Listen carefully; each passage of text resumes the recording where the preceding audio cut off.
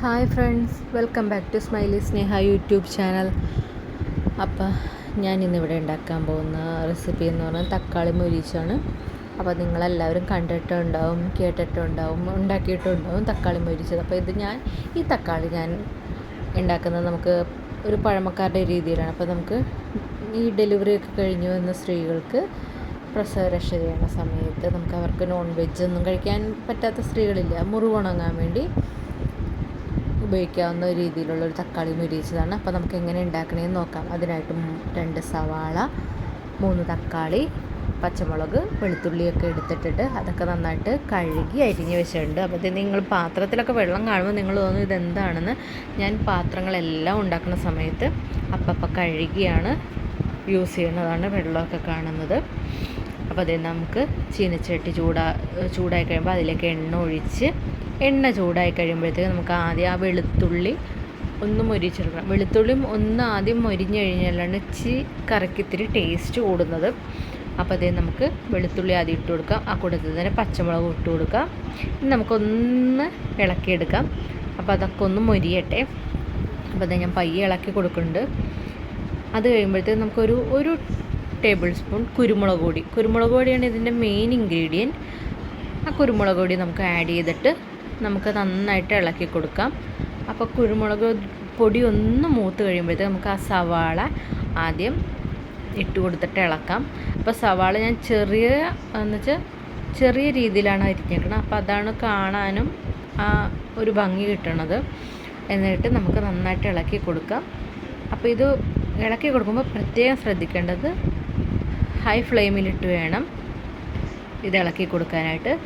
അപ്പോൾ ഞാനൊരു സ്പൂൺ ഉപ്പും കൂടി ആഡ് ചെയ്തിട്ട് വീണ്ടും നമുക്ക് ഇത് ഇളക്കി കൊടുക്കാം. അപ്പോൾ നമുക്ക് തീ കുറക്കാൻ പാടില്ല, ലോ ഫ്ലെയിമിൽ ഇടാൻ പാടില്ല, ഹൈ ഫ്ലെയിമിൽ തന്നെ ഇട്ട് നന്നായിട്ട് ഇളക്കണം. എന്ന് വെച്ചാൽ സവാള വാടിയല്ല ബ്രൗൺ നിറമാവേണ്ട, നന്നായിട്ട് മൊരിഞ്ഞ രീതിയിൽ ബ്രൗൺ നിറമാവണം. എന്ന് വെച്ചാൽ നല്ല ബ്രൗൺ നിറം കിട്ടുമോ വേണ്ട, ആ ഒരവസ്ഥ. അപ്പോൾ ഞാൻ നന്നായിട്ട് ഇളക്കി കൊടുക്കുന്നുണ്ട്. അപ്പോൾ അടിക്ക് പിടിച്ചെന്ന് നിങ്ങൾക്ക് തോന്നേണ്ട കുഴപ്പമില്ല. അതാ ജസ്റ്റ് നമുക്ക് ഹൈ ഫ്ലെയിമിൽ ഇടണതിൻ്റെ ഇതിൽ വന്നതാണ്. അത് എല്ലാവർക്കും സംഭവിക്കും. എന്ന് വെച്ച് കറിക്ക് ടേസ്റ്റോ കാര്യങ്ങളോ ഒന്നും കുഴപ്പമുണ്ടാവില്ല. അപ്പോൾ ഒരു 1/2 ടീസ്പൂൺ മുളക് പൊടിയും 1/2 ടീസ്പൂൺ ചതച്ച മുളകും കൂടി നമുക്കിട്ട് നന്നായിട്ട് ഇളക്കി കൊടുക്കാം. അപ്പം നല്ല നിറവും രുചിയൊക്കെ വരാൻ വേണ്ടിയാണ് ഇളക്കി കൊടുക്കുന്നത്. അപ്പം നന്നായിട്ട് ഇളക്കി നല്ലൊരു റെഡ് കളർ കിട്ടിയിട്ടുണ്ട്. അപ്പം നമുക്ക് ഈ തക്കാളി ആഡ് ചെയ്ത് കൊടുക്കാം.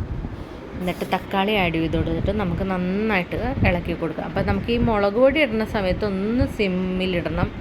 മുളക് പൊടി വേഗം കരിഞ്ഞു പോകുമല്ലോ. എന്നിട്ട് സിമ്മിലിട്ടിട്ട് വേണം നമുക്കൊന്ന് മുളക് പൊടി മൂപ്പിച്ചെടുക്കാനായിട്ട്. മൂത്ത് കഴിയുമ്പോഴത്തേക്ക് ഈ തക്കാളി ഇട്ട് കഴിഞ്ഞ് ഹൈ ഫ്ലെയിമിലിടണം വീണ്ടും. എന്നിട്ട് നന്നായിട്ട് ഇളക്കി കൊടുത്ത് നമുക്കൊന്ന് നന്നായിട്ട് ഇങ്ങനെ ഇളക്കി കൊണ്ടിരിക്കണം. എന്നിട്ട് നമുക്കത് പയ്യൊന്ന് തക്കാളി ഒന്ന് ഉടച്ചു കൊടുക്കണം. സ്പൂൺ കൊണ്ട് തന്നെ നമ്മൾ കുത്തി കൊടുത്താൽ മതി. അപ്പോൾ വേഗം നന്നായിട്ട് ഉടഞ്ഞ് കിട്ടിക്കോളും. അതിന് വീണ്ടും ഇളക്കിക്കൊണ്ടിരിക്കുക. എന്ന് വെച്ചാൽ ഇതൊന്നും അടിക്ക് പിടിക്കാൻ പാടില്ല. അപ്പോൾ നമുക്ക് ആ സവാളയൊക്കെ ഒന്ന് മറ്റേ ബ്രൗൺ നിറത്തിലേക്ക് മാറി അത് നമുക്ക് തക്കാളിയുടെ ഒപ്പം ആ ടേസ്റ്റിലേക്ക് വന്നോളും. പക്ഷെ അത് കരിഞ്ഞതല്ല. അതിന് നന്നായിട്ട് ഇളക്കി തക്കാളിയൊക്കെ ഞാൻ നന്നായിട്ട് ഉടച്ച് നല്ല പാകമായിട്ടുണ്ട്. നല്ല ഒരു കുഴമ്പൻ രൂപമായിട്ടുണ്ട്. അപ്പോൾ നല്ല ഒരു മാതിരി എരിവ് കൂടുതലാണ് ഈ ഒരു കറിക്ക്. അപ്പോൾ നമുക്കത് നന്നായിട്ടൊരു കുഴമ്പ് രൂപത്തിലാവണ വരെ നമുക്ക് വീണ്ടും ഇളക്കി കൊടുക്കാം. അപ്പോൾ നമ്മുടെ ടേസ്റ്റി ആയിട്ടുള്ള തക്കാളി മൊരിച്ചത് ഇവിടെ റെഡി ആയിട്ടുണ്ട്. അപ്പോൾ എല്ലാവർക്കും വീഡിയോ ഇഷ്ടപ്പെട്ടെന്ന് വിശ്വസിക്കുന്നു. അപ്പോൾ